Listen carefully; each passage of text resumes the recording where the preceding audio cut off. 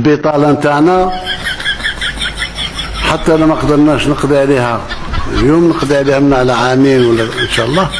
وهي على كل حال اليوم في مستوى فرنسا. الدول الاوروبيه بدات البطاله تطلع فيها لان دخلوا في ركود اقتصادي، وحنا رانا في نمو اقتصادي.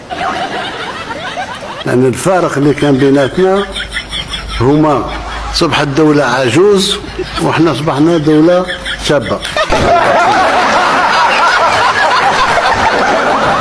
وما عندناش البطالة كيما هما، وراكم شفتوا اللي عم يتبعوا اللي يسموه، يعني ما عدا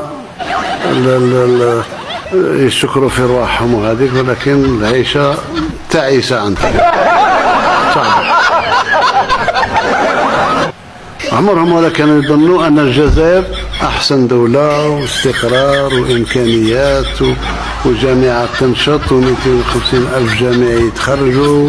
وباش اليوم عمرهم ولا كانوا يظنوا أن الجزائر عندها الثلاجة نتاعها ما فيها شيء، أحسن دولة.